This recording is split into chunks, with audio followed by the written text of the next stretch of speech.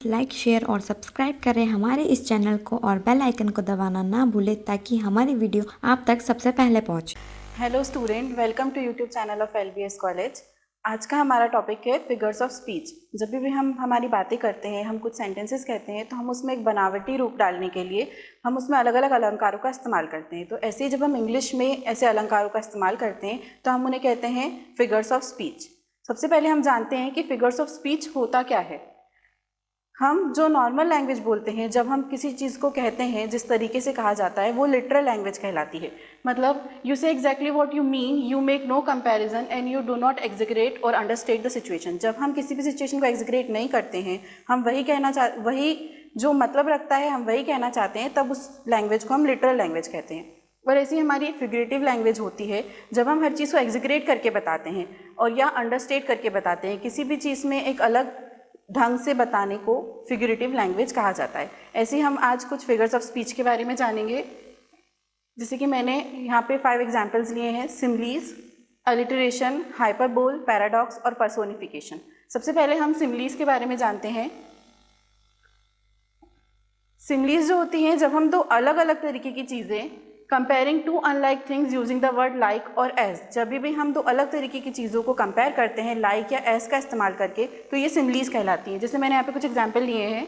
Her eyes were like stars, मतलब उसकी आंखें सितारों की तरह चमकदार हैं। यहाँ पर हम किसी भी चीज़ को बहुत बड़ा चढ़ा कर कहते हैं, तो वहाँ पर हम सिमलीज का इस्तेमाल करते हैं। नेक्स्ट है हमारा सेकेंड है एलिटरेशन। जब भी किसी भी कॉन्सोनेंट साउंड का बार बार रिपीटेशन होता है तो उसे हम एलिटरेशन कहते हैं। The repetition of same letter और sound, specially consonant sounds including tongue twisters. जो हमारे टंग ट्विस्टर्स होते हैं, हम उन्हें भी एक एलिटरेशन का एग्जाम्पल ही कह सकते हैं। जैसे मैंने यहाँ पे एग्जाम्पल लिया है, Miss Warren was worried when Wendy was waiting. Miss Warren बहुत ज़्यादा वरिड हो रहे थे जब वेंडी वेट कर रही थी। इसमें डब्ल्यू जो है उस कॉन्सोनेंट का बार बार रिपीटेशन हुआ है, इसलिए इसे एक एलिटरेशन कहा जाएगा। नेक्स्ट है हमारा हाइपरबोल।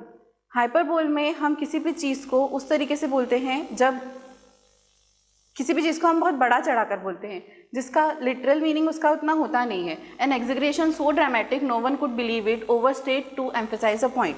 किसी भी पॉइंट को एम्फेसाइज करने के लिए हम इतना ज़्यादा उसे ओवरस्टेट करते हैं जो कि रियलिटी में पॉसिबल नहीं होता। जैसे मैंने यहाँ पर एक एग्जाम्पल लिया है, this bag weighs a ton. ये बैग बहुत ज़्यादा ही भारी है कि मतलब मैं उसे उठा भी नहीं सकती। इतना भारी नहीं होता है, लेकिन हम वहाँ पर उसे एग्जिग्रेट करके कहते हैं।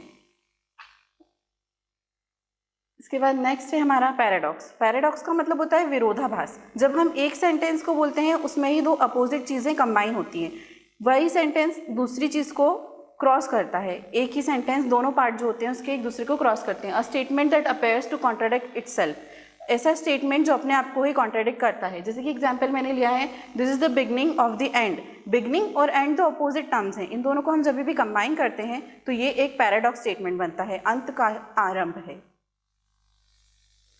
लास्ट मैंने लिया है पर्सोनिफिकेशन। पर्सोनिफिकेशन को हिंदी में कहा जाता है मानवीकरण। इसका हम ज़्यादा करके इस्तेमाल करते हैं जब हम नेचर के बारे में लिखते हैं, नेचर पोइट्री या नेचर ड्रामा के बारे में हम लिखते हैं, तब हम पर्सोनिफाई करते हैं उन चीज़ों को। हम उनमें एक ह्यूमन पर्सोना क्रिएट करके बताते हैं कि हाँ, जो भी चीज़ हो रही है, जो नेचर कर रहा है, वो एक एज ए ह्यूमन कैसे करी जा सकती है। इसका मैंने एक एग्जाम्पल लिया है, the angry flood water slapped the house. जो गुस्से वाला पानी का सैलाब था उसने पूरे शहर को तबाह कर दिया। जबकि रियलिटी में पानी की कोई पर्सनैलिटी नहीं होती है, लेकिन हम उसे पर्सोनिफाई करके कह रहे हैं, इसलिए हम यहाँ पर उसका गुस्सा होना दिखा रहे हैं। तो ये हमने 5 फिगर्स ऑफ स्पीच के बारे में जाना आज के लेक्चर में। Thank you.